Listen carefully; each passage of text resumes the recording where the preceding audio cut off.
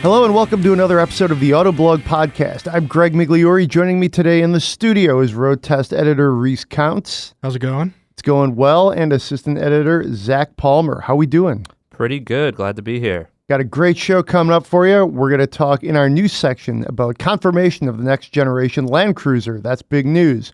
We're seeing trademarks for the Bronco Scout. That kind of sheds light on something we thought was coming, and frankly, we kind of hope is coming. We'll also stay in the Ford family and talk about their deal to invest a lot of money. We'll talk more about that into electric car maker Rivian. Lastly, we will talk about how many AMGs is just too many. So a little bit of free discussion there. Then we'll head over to Drives, where we will talk about the Jeep Wrangler, the Buick Regal GTS, and the Cadillac XT4. Finally, we will spend your money. So we've got a great show for you. Let's jump right in. The Land Cruiser, confirmed. We had kind of thought this was going to happen, but with a vehicle like this, it frankly does hark back to a different time. This is a bit of a dinosaur that still roams the earth. For me, this is exciting news. I like the Land Cruiser. Reports are saying this might go all V6, and generally I'm thinking this is a good thing, but let's break this down. Yeah, I'm with you on this one. I think you and I have talked on this podcast previously about our love for body-on-frame SUVs, despite their archaic nature and poor fuel economy and compromised in a lot of other areas compared to crossovers. But there's something old school and trucky about them that I love, and I love the Land Cruiser. I don't love its price, and I really don't love its comically bad fuel economy. But yeah, great. I'm glad a new one's coming. I'm excited. I'd be excited to drive it. The V6 news is I guess a little disappointing, but I don't know. We all like the Ford EcoBoost, so I'm sure this will be fine. If it makes as much power, and it gets better fuel economy, then I don't really see a downside other than the exhaust note, but I'm not driving a Land Cruiser for like a big burly V8 exhaust, so. Truthfully, I like that big beefy 5.7 liter, 381 horsepower V8. To me, that's just like it's not quick. I mean, I was at a stoplight and literally I thought, oh, I've got a V8. I'll just blast by this guy. Nope. He blew by me. And I think it was like an older Chevy Cruze, obviously a lot less weight there. And I may have been drinking my coffee, but it was still one of those like aha moments. Like, wow, that guy has half the cylinders, like probably a third the horsepower. And he just blitzed me. And I was mad because the lane ended quickly. I digress. A little bit more context here. This report comes to us from Motor Authority that caught up with Toyota or Lexus Vice President Bill Fay. So shout out to them for getting this little scoop. We reported on what they reported this week, and it was one of the more traffic stories all week on the site. People just could not get enough of it. Frankly, if you don't like what this sounds like, some of the tea leaves for the next gen Land Cruiser, they are doing a Heritage Edition for 2020, which I think looks really good. We saw that at the Chicago show. Yeah, I like all the classic accents. I really love the that cherry color that I don't know if it was a production version or a concept, but whatever was at the show looked really rad. At least in photos. Yeah, I dig the Land Cruiser. And I'm glad they're going to keep making it. And I hope that means there's another Lexus LX because it's just a Land Cruiser with a nicer interior. And I like Lexus interiors, save for the infotainment system. So I think this is good news. And with the V8, historically Land Cruisers have had 6-cylinder engines, so it's not that big of a noise. But yeah, I agree with you. I like that big 5.7 liter V8. Zach? Yeah. So when I first saw this news, I wasn't entirely surprised, actually. I was sort of expecting another Land Cruiser to be coming. Especially with the way that everybody loves crossovers and SUVs nowadays. And it's a bit of a legend as far as body-on-frame SUVs go. And I'm totally fine with them switching to the twin-turbo V6, actually. I assume they'll use the one that is currently in the new LS500. That makes more power and torque than the V8 that's in the Land Cruiser right now. And if the price we have to pay for a little bit extra fuel economy and to keep that car within, all the global emissions is a V6, then so be it, because I think it's way too cool of a car to lose. It's I think I agree with you. It is way too cool of a car to lose. It's all about image for them too. I mean, it's definitely like a boat shoe kind of car. You see these things all over the Northeast, and I think I can say that I'm wearing boat shoes. It's one of those kind of, it's an image thing, and I think it would be a mistake to drop it. It definitely harks back to Ford with the town car. They kept that around forever. There was no real reason to update it because they just didn't need to, but they wanted to keep things in the livery fleets, keep people, using these things for transportation, for taxis. Well, not for taxis, but limos, things like that. So they just, by not killing it, it was sort of like a mistake they didn't make. And I think that's what Toyota is doing here is by not killing it and then, hey, reinvesting in this lucrative area, it's a good thing. And I think if you talk to Toyota owners, like current Land Cruiser owners, or you talk to Toyota themselves, like people that buy Land Cruisers are not cross-shopping with crossovers. They're not. They want Land Cruisers. They want the truck because they want the capability, they want the towing, and they want the payload. Chevy's the same way. When I drove the Traverse a couple of years back, we're like, why are you still building the Tahoe when the Traverse is like got all of this capability? And they're like, they don't cross shop. These buyers want the Tahoe. I'm sure the Land Cruisers buyers are just the same way. They want this particular vehicle and they are not looking at anything else. And I guess it's kind of a flagship product for them, and it's obviously important enough globally to do a whole new redesign rather than just kind of doing refresh after refresh. I don't know. I'm excited. Me too. It's one of my, this and the 4Runner are two of my favorite vehicles that are just out there. I mean, Reese, you and I could do podcasts on vehicles you and I like just because they're old and like in some ways outdated, but we like them just because. So, I think we'll leave it there and then move along to some a little more an off day here. So we'll just leave it there and move along to Ford trademarking Scout and Bronco Scout for what we think could be perhaps what the baby Bronco is actually called. This is kind of I think it could be a very cool thing. The spy shots this week were somewhat revealing. You get a good look at this. Zach, you wrote the story. Take us through it. Yeah. So the story here was, we've spotted that Ford had trademarked the Bronco Scout and Scout name. So, of course, as soon as you hear the word Scout, we all think of International Harvester. They actually still sort of exist. They're making cars in foreign markets, semi-truck stuff, etc. They stopped actually selling consumer cars around the U.S. a long time ago. It's been a few decades since anything with an International Harvester badge is on it. But that is one of the things that, I don't know, makes me question whether this is actually going to be a thing, whether we'll actually see a Bronco Scout in any form. The one way that I think they could throw that Scout name on there is if that's what they eventually call the baby Bronco, which is what we're terming the smaller unibody crossover that Ford is going to come out with. It's going to be based on the Escape chassis. We just saw that, and the Corsair is also on that one. So that's one way they could use the Scout name. Another way, Bronco Scout, is if they decided to do some special edition or first edition right off the bat with the Bronco, we could possibly see the Bronco Scout name there too. So there's a few possibilities there, or it just might not be anything at all, because the fact that they're going to use the Scout name, it doesn't actually have any Ford heritage to it. So they would be kind of grasping at straws there. Some people might question that. I'm not so sure, but the Scout name in and of itself does have a lot of off-road heritage, just because the International Harvester Scout that was out there was, a body-on-frame Jeep competitor way back in the day. I think it's a smart move. I like the name. It's like in this era of all these different alphanumeric ways to title your car, just keep it simple. Scout goes good with Bronco. It fits in with Ranger.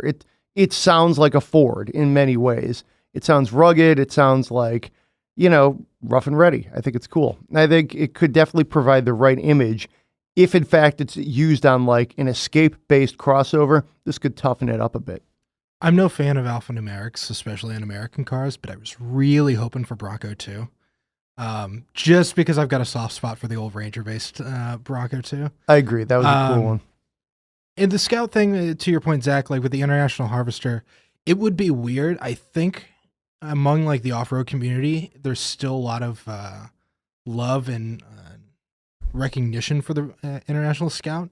But if this is a crossover-based car, then I feel it's probably going to be like the Chevy Blazer. The people buying this are not people who like had any like love for the Blazer back in the day. I think anybody, if it's a crossover-based one, people buying a Bronco Scout, they don't care about the old International. They want something new. So yeah, it's a cool name. I like Bronco too, but I doubt like there's even enough recognition for that to make it worth their while. Speaking of hot names, among the hottest in the car world right now is Rivian. Just this morning, if you're listening to this, it's Wednesday. This morning, we got confirmation that Ford is investing $500 million in startup electric vehicle maker Rivian. This, to me, is blowing my mind because all we've heard for the last couple months is GM is going to do this. And that comes on the heels of Amazon sinking about $700 million into Rivian. So huge news. And it hits on a number of different levels. We're also hearing that Joe Henricks will have potentially a seat on Rivian's board, which I think is a very interesting move because that means a very powerful Ford executive now has a very powerful slot on the Rivian board. And then, of course, there could be some cross-technical development. I think the question here is what is it about Rivian that people keep thinking has the secret sauce? I mean, why not like Byton or any other like relatively small boutique electric vehicle maker? These guys, like GM was into them, then Amazon. They seem to be the spotlight company that people keep wanting to team up with. So, I mean, I've seen their vehicles. They're cool. They, really stole the show at the LA Auto Show, but I'm kind of blown away by this. I'm 100% with you. I was just about to bring up LA too. They made a huge splash in LA. Everybody seemed to like the truck and the crossover that debuted in the past few months. I don't know of anybody that's made bigger waves in the EV segment in the past several years outside of Tesla. They are coming out. They're hot. Their products look good, and they're getting a ton of investment from major players. Cool. This is good news as far as I'm concerned. It seems good for Ford. It seems good for Rivian. I'm really interested to see what they're going to come out with in the next couple of years. Rivian specifically, but what will Ford take from this with the so-called skateboard platform that they're going to use? I mean, this is really huge news. I mean, we've talked about a all-electric F-150 that's definitely coming. Is it going to share a lot with that? I mean, I don't know, but this is really, really big news, and I'm not sure we will realize how big it really is for another few months until we start to see some more news trickle out. The skateboard is really the key here. Yeah. Is that going to be the secret, plan to win the war here? Is that because, I mean, if so, what does Ford do with it? That leads to so many different possibilities. I would think Ford has already spent a lot of time developing the electric F-150 and wouldn't need Rivian for that, but maybe Rivian could help them make it better. I don't know. To me, I would be stunned if the F-150 with electrification, stumble over that, was based on the skateboard. To me, I would be blown away if they did that. Also, who knows? Maybe that would be the right move. Yeah, I actually saw Mike Levine tweeted not that long ago that the F-150 and the EV Mustang would not be on the skateboard. Gotcha. They actually wouldn't use those bones. This is the skateboard platform that Rivian has is going to go on an all-new Ford vehicle. So that could most likely be some sort of performance crossover in my mind. As far as what Rivian brings to the table with that platform in its most potent form with the R1T, it makes 800 horsepower, has about a 400-mile range, So this is a seriously premium vehicle. It's, we don't actually know if Ford would, have it turned up to 11 like that, but there's a whole lot of potential for, a super hot Ford product, or, maybe even they give it to Lincoln, and Lincoln makes, something like an electric Navigator. There's the possibilities, I feel, are sort of endless with this. If you have that big, that platform that works off-road, you can throw it on a lot, and yeah, I think it's a great move by both Ford and Rivian for this whole deal. As with any of these EV startups, I really want to see if they can actually build these batteries in scale. That's more than anything else. I think that's what's keeping Tesla ahead right now. Their battery technology, from everything I understand, is better than anybody else out there. They can do more with the packaging and their cells, and that's really why they're so far ahead. We can argue the merits of like their cars all day long, but nobody can touch them when it comes to battery technology. But Rivian's promising 400 miles of range, and they bought this old Mitsubishi factory. Like, they have the potential to do it. But as with Tesla, like, we'll really see once they start going into actual production whether they can get the numbers that they expect. So I think that's going to be the stumbling block more than anything else. Is, yeah, you can build a car and you can build the bodies and stamp out panels and stuff all day long, but can you build the batteries? I think what's interesting too is that Rivian has sort of positioned themselves as like the next Tesla. Somehow they've managed to separate themselves from the herd, and that's why you're seeing all of this investment from these outside companies that want to sort of get in on the ground floor and try to take advantage of it. Because obviously buying Tesla would be prohibitively expensive for like anybody basically. But okay, you can't do that, but maybe you could get the next best thing. Right. So, we'll see. Maybe the skateboard is the secret thing. It does blow me away, though, because, like, Rivian is not exactly proven. They must have something behind the curtain that they're showing to, like, Bill Ford and Joe Henricks and, like, Jeff Bezos at Amazon and, like, showing, hey, this works. We can make this as good or better than other OEMs, better than you could do it, better than Tesla's doing it. And that's why you want in, because to outsiders like us in the media, we're just like, again, like I said, why are these guys any better than Byton or, anybody else out there?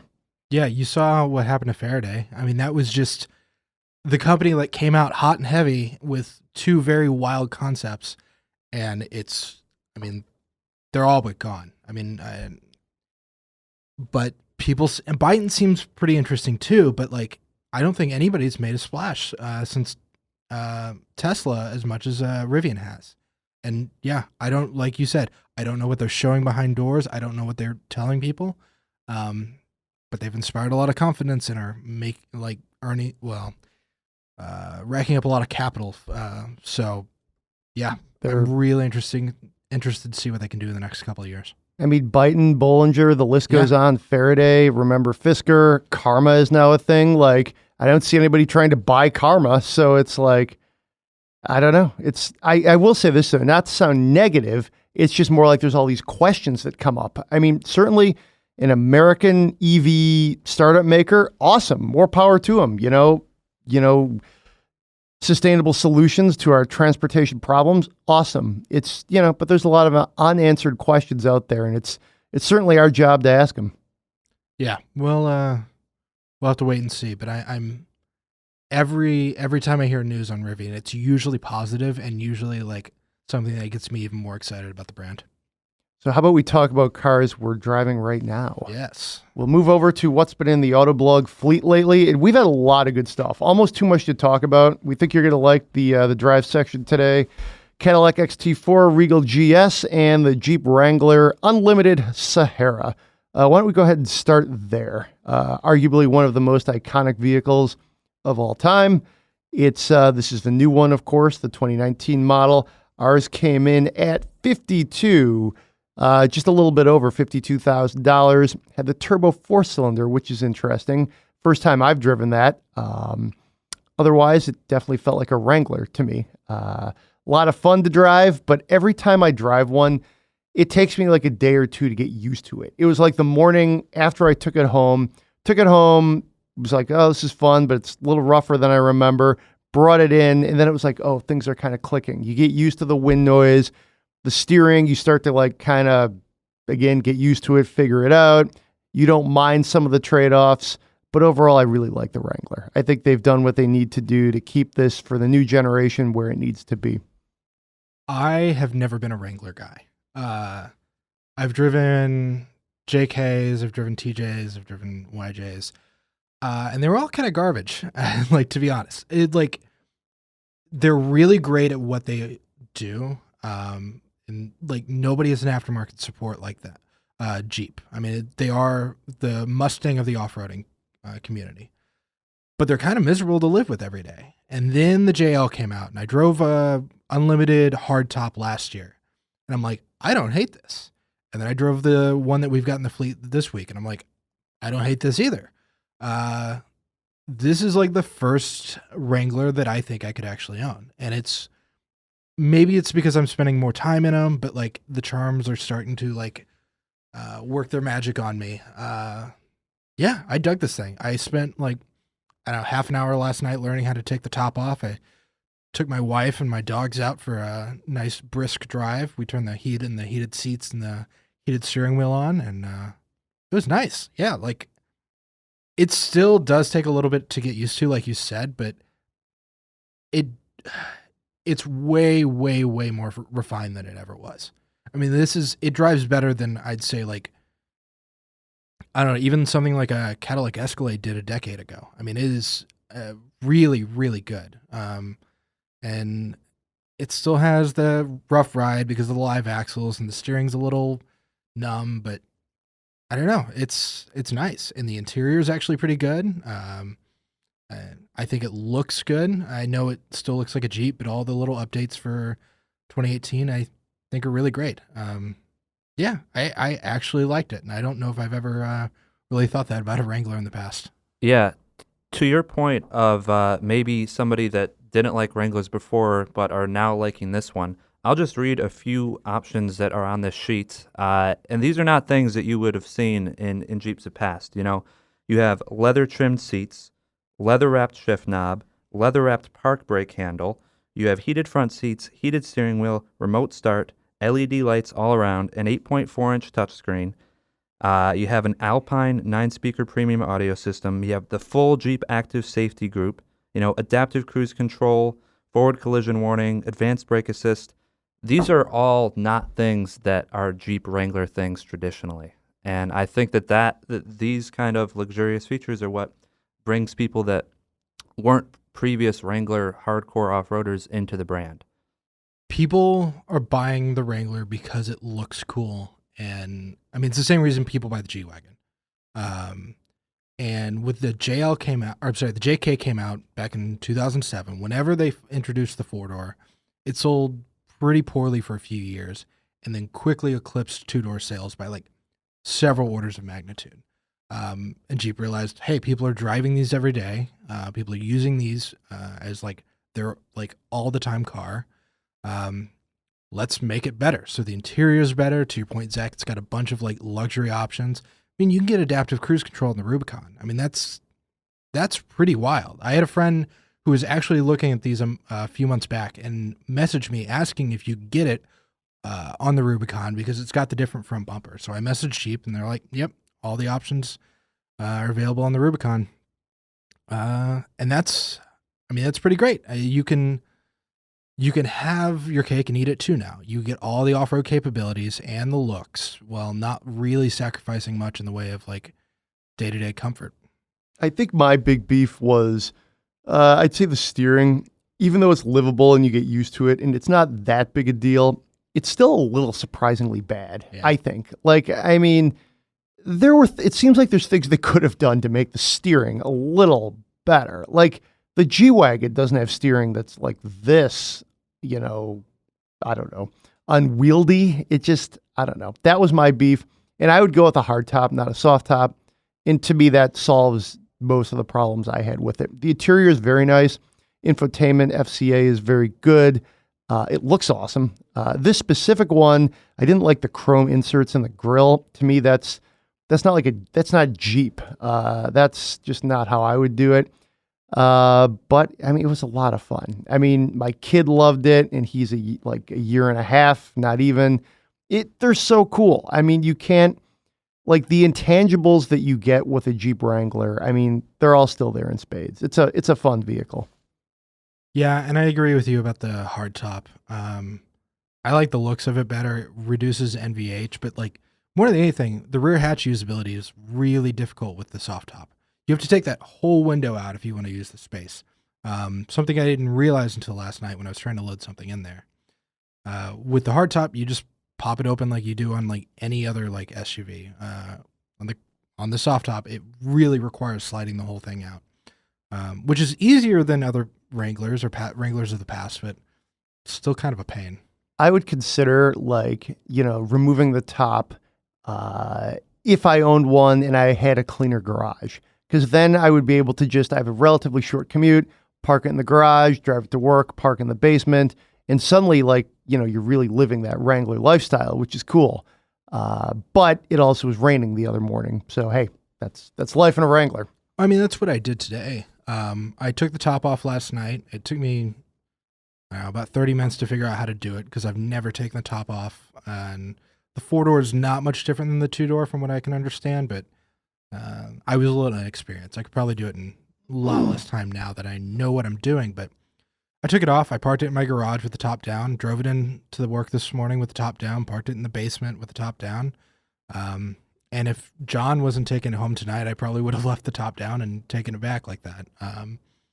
Yeah, if you can work it out like that, the soft top's not really that big of an issue. But I still think I'd go with the hard top.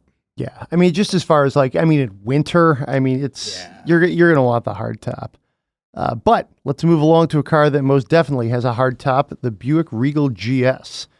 This is sort of the sportier version of the regular Regal, the latest edition of the Regal. Ours came in at, this is eye-watering, $44,110. That's a Buick, everyone. But it's a very nice car. It's definitely got a lot of, sporty features on it that make it a good, significant step up from the regular Regal. Side note, I really like the looks of the latest generation of the Regal, especially the Tour X wagon. I like that better than the sedan. But just this kind of fastback look is really good. And then in GS trim, which some might say is Grand Sport, if you go back to the great 60s and 70s Buicks, it's a good sporty looking car with all-wheel drive too. Yeah, so I was actually in this one for a weekend, and I got a lot of surprised people walking up to me and being like, hey, is that a Buick? Just like the commercials. That never actually happens when you go out in, an Enclave or an Encore, any of the other Buicks. But no, this one looks hot. And I love the Sportback too. I think that is one of the best features of this car, actually, the fact that you have a hatch. So you can load a crap ton of stuff in there. It's super similar to our Kia Stinger GT, actually, which is one of the cars I would probably consider if I was going to consider this car too. But this one, like Greg said, about $44,000, and for that you get GM's 3.6 liter V6, 9-speed automatic, 310 horsepower. There's no manual option like the old GS that we had just a few years ago, but I really didn't mind the fact that there wasn't a manual. The 9-speed in this thing shifted quickly when I had it in GS mode, which is the if you're in a car that has Sport Plus, whatever, is the most aggressive of the modes. It held the shifts, and, it brought it all the way up to redline, no problem. And, the handling isn't that bad either for a 4,200-pound car.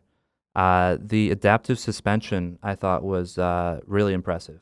When you're in normal mode, super soft, glide over a bunch of potholes.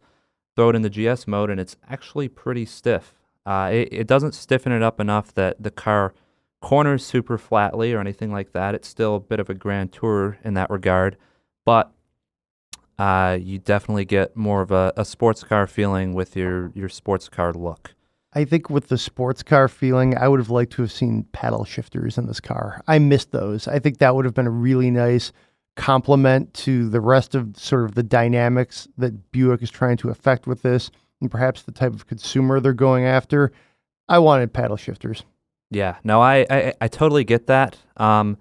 I was sort of missing them right off the bat, but after a little while, it is a torque converter automatic, and it doesn't actually shift all that quickly when you do throw it into the manual mode with the slapstick. So I guess I kind of got used to it, and it didn't annoy me as much. But the one thing that I did love on the interior were those seats. They are like some of the best seats that I've sat in a lot of cars today, actually. You know, it has adjustable bolstering, so you can throw anybody in there and they're going to fit, and you're going to be, held in tightly around corners, and just stupid comfortable too. Take it for a long drive, and I was not complaining at all at the end, even in the GS. So, as far as the interior, something that I wasn't a huge fan of is the whole Buick family look that they have going on there. You feel a little bit of the opalness. There's some cheap plastics going on in there, and Buick's interiors don't exactly inspire me. It's just a whole, it's just super basic layout, bunch of black rubbers and plastics. But overall, good car, but I would probably take a Kia Stinger GT over it just because it is just quicker. It has more power, and depending on how you option it, they're really close in price too. That's the thing. Like, this one's right around $44,000, which is about what our long-term Stinger GT cost. And yeah, I'd take the Stinger. The Stinger looks better. It's got more power. I think it's bigger. I'd have to check the numbers too, but I think it's probably a little bigger, at least in the back seat. Genesis G70. Yeah, G70. Like, when you taken on its own, I actually like the Regal GS a lot. I drove it almost 2 years ago at the launch at Milford Proving Grounds, where GM does all their testing and development. And I liked it, and I liked the engine. I mean, you don't really get a naturally aspirated V6 in anything anymore. And that was good, but I don't know. I spent a lot of time in our Kia, and I really, really like that Stinger GT. Yeah, it just feels more special too. The interior of the Regal versus the interior of the Stinger, I'm going to take the Kia every day. And even the Sportback look, you wouldn't actually know that the Regal GS is a Sportback just from looking at it from the outside. It just looks like a normal sedan. But the Stinger just brings everything up a whole nother level as far as curb appeal.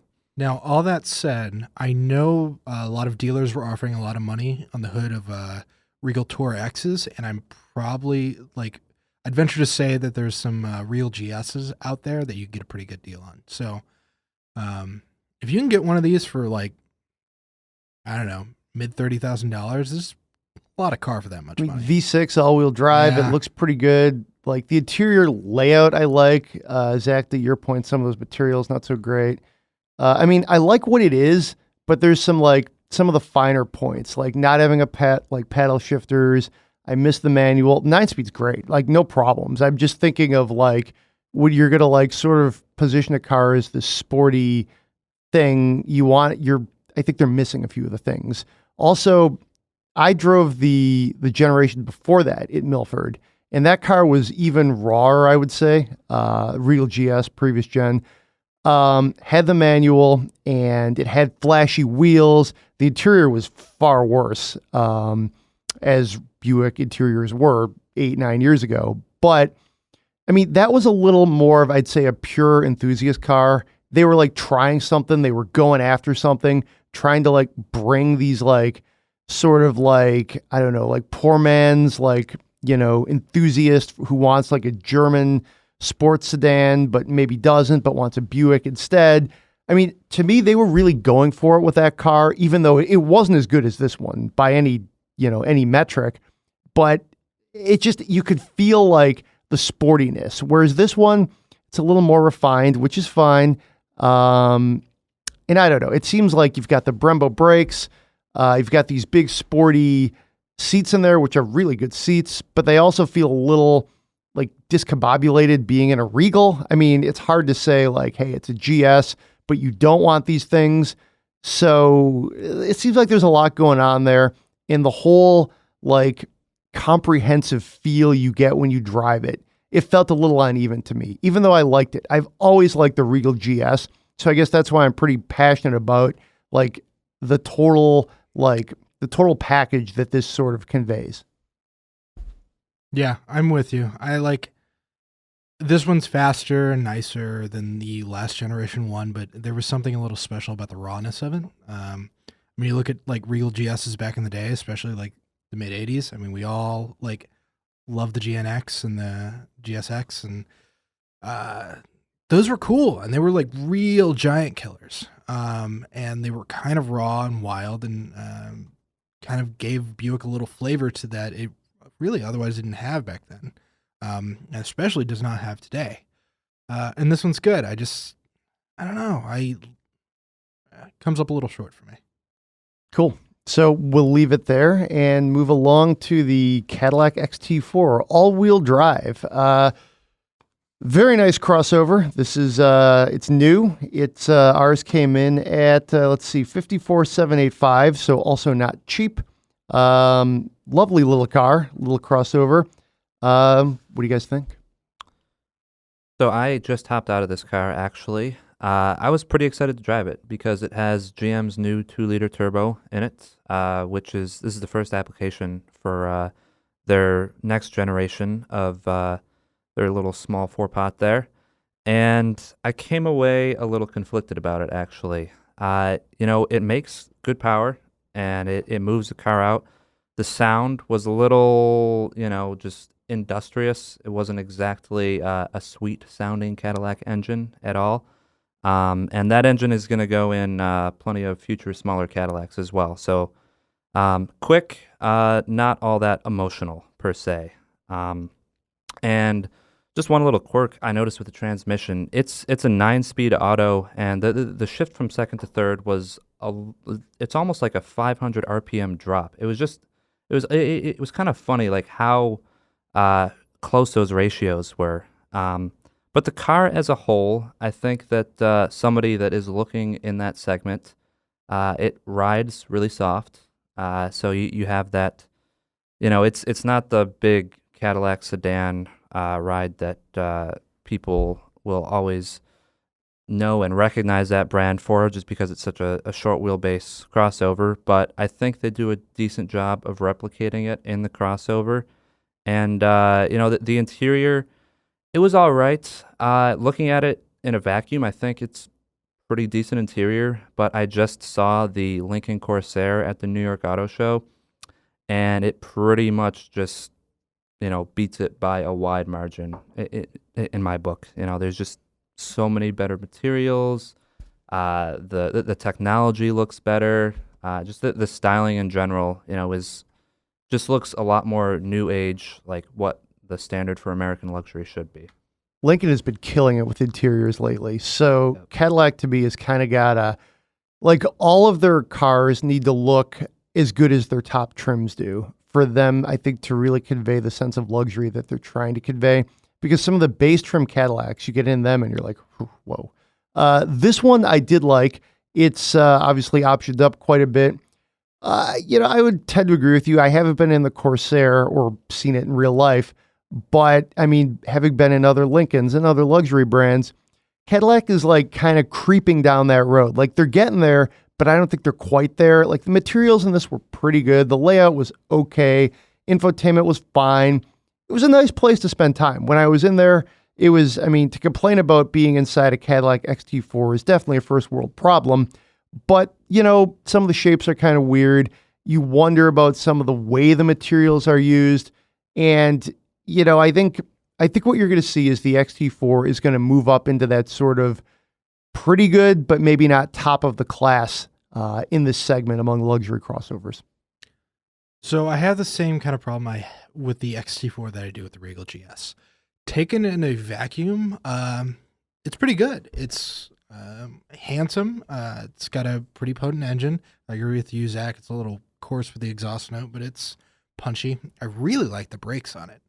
At least like when I was parked, they felt a little spongy, but like actually stopping, they felt pretty strong. The interior's pretty good. The infotainment system's getting better, but like I started looking at the competitors. I really like the Volvo XC40. I like the XC40 a lot. I drove the new Audi Q3, which I drove that late last year, but it's not going to hit US until this fall. That thing's really good. That too has Volkswagen makes some of the best like 2-liter 4-cylinders out there. And the Q3's got pretty much the same one that's in the Volkswagen GTI. So it's a really handsome platform, and the Audi's got a really good interior. And hopping in the XT4, it's just coming up a little short. I will say this. I think it looks pretty good Yeah. from the outside. Yeah. You know, comparing it to the Corsair, I think I like the Cadillac better. That front end is pretty sinister. That grille is awesome. We have it spec'd out, I think, in one of the kind of flashier, more sinister packages. Wheels look good. This one had, if I'm remembering right, smoky kind of wheels.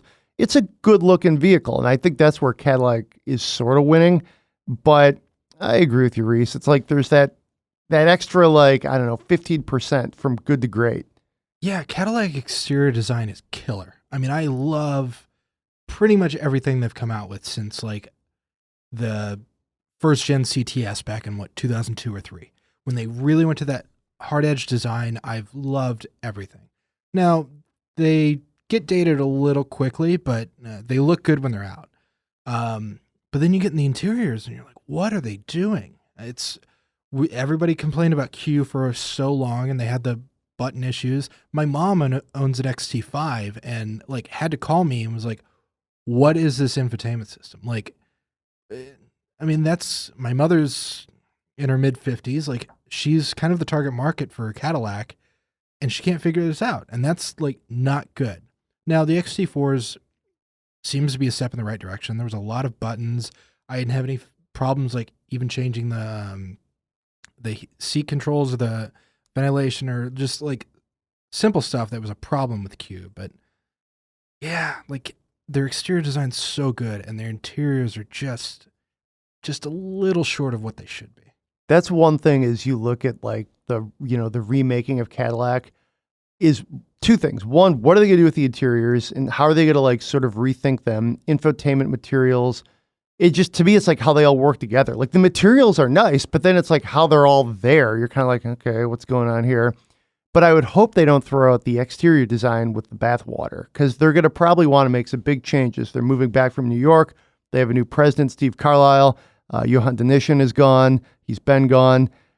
They've obviously, they're making big changes, and they're looking at electrification and other things to really, change who they are. But I think they're getting it right with the design. So I would hate to see them pivot too far from that and go to something that is more Germanic or more just bland or just isn't right. Because I think this is the one piece of the puzzle that they are getting it right. The problem is it's also the flashiest thing to change and make people think you're making big changes, is change your exterior design. But I mean, the XT4 looks really good as far as I'm concerned. Yeah, and to your point about the design there, I was actually chatting with Andrew Smith, who is the head of design at Cadillac at the New York Auto Show, and I asked him, like, hey, we have this new CT5 here, this is a new step for your sedan design, is this going to carry on with the new sedans that you bring to market? Is this going to be a Cadillac family face? And he sort of winked at me and said, yes, we're going to do this, but we're going to have some differentiation. So I think, from just that little interaction that I had there, that, overall Cadillac design isn't going to stray too far from what we like today, because the XT4 does look good from the outside. That's one of the biggest things that I like about it. And possibly, one of the biggest reasons to buy it over an upcoming Lincoln Corsair or the Q3, like you mentioned as well. But the little things, like you mentioned on the infotainment there, On the XT4, it's one of Cadillac's. This is their new infotainment where they're going away from Q, and they have this rotary dial there in combination with a touchscreen.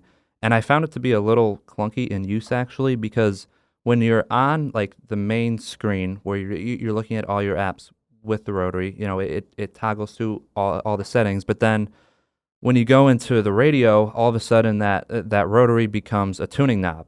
And you're changing the station instead of scrolling through the menu items like there, and it's somewhat unintuitive. And it's same on the navigation. Instead of scrolling through some of the options that you have on the menu navigation screen, you're all of a sudden zooming in and zooming out of the map.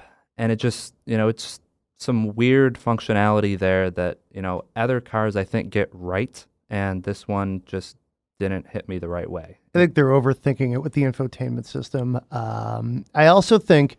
And to give them some credit here, too, I think the interior is actually maybe in the top half of this segment. Like, I don't love every Lexus interior, to be clear. I think some of the Acura interiors are, a little disjointed. Their infotainment system is very confusing. I think just with Cadillac, because they're Cadillac, they have a really bright spotlight on them.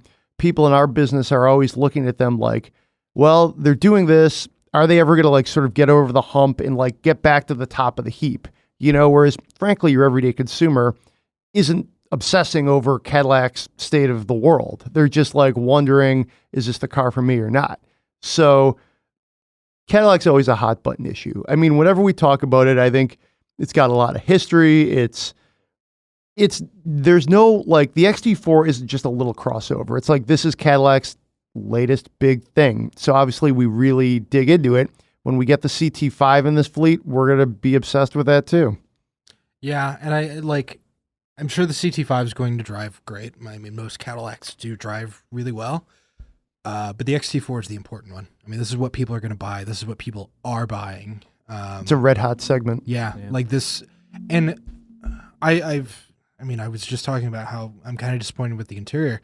I think it's moving in the right direction for Cadillac. My problem previously has been they're kind of busy. I mean, there's a lot of things going on, a lot of materials used, and it just felt like kind of a mishmash of like, well, we got perforated leather here, and then we've got like suede up here, and then we've got patent leather here. Or, I don't know. It was kind of crazy. This, it was a lot cleaner. I don't love it, but it's definitely moving in the right direction. I'd like to see what the CT5 looks like inside, just to see what the latest Cadillac does. But yeah, I think they're moving in the right direction. They're just kind of doing a little slowly, but you can't expect change quickly.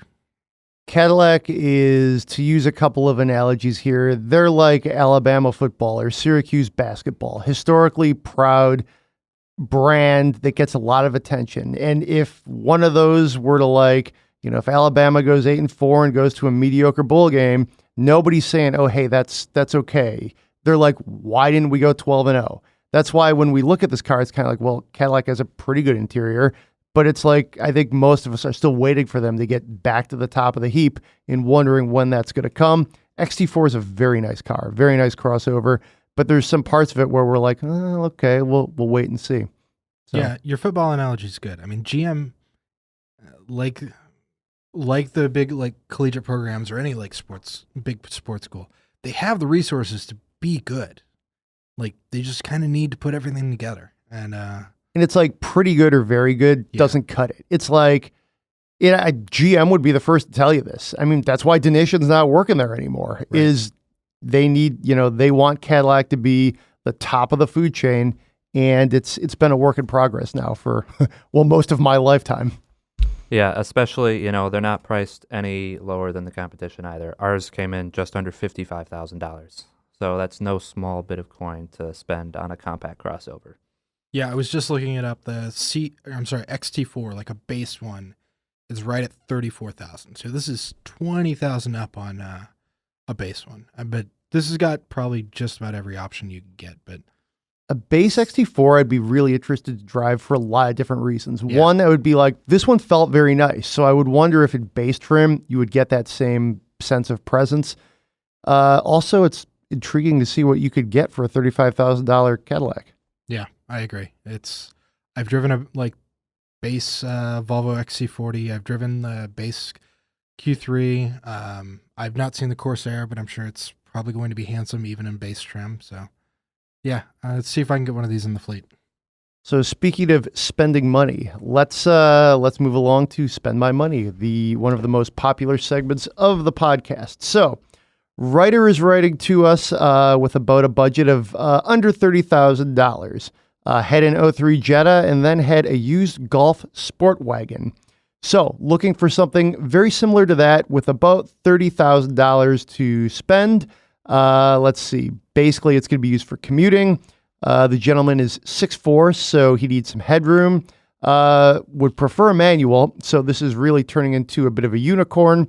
Also, the Subaru lineup is out entirely due to headroom issues. Asks if he's a lost cause and do we have any suggestions? Cheers, Justin. So, hey, thanks for writing. You're really making us earn our keep on this one. Thoughts, guys? Yeah, so right off the bat, there's a lot of asks with this spend your money. Just rolling through a few things. You need a car that's low to the ground. You need under 30 grand, has to be reliable, manual transmission, which is a real kicker here. And the space, you're really limited here with your selection. I did a little looking around, and a car that comes to mind is a used BMW 3 Series wagon. So you'd have to go back to model year 2012 is the newest one you can get with a manual transmission. That was back when BMW was still putting an inline 6-cylinder in their 3 Series before they switched over to the 2-liter turbo with the base car. So that pretty much hits everything except for the reliability. I bet that if you get a low mileage one, though, your 3 Series wagon will be at least somewhat reliable, and you're going to have a ton of fun because you're driving a German wagon. So that I couldn't think of many more beyond that. You're looking for a really nice one. Will be in the $20,000 range, somewhere between 20 and 30. If you do some looking around, it might take a little while to find one in your exact specification since you are looking for a manual. But I think you can get pretty much everything on your list with that car.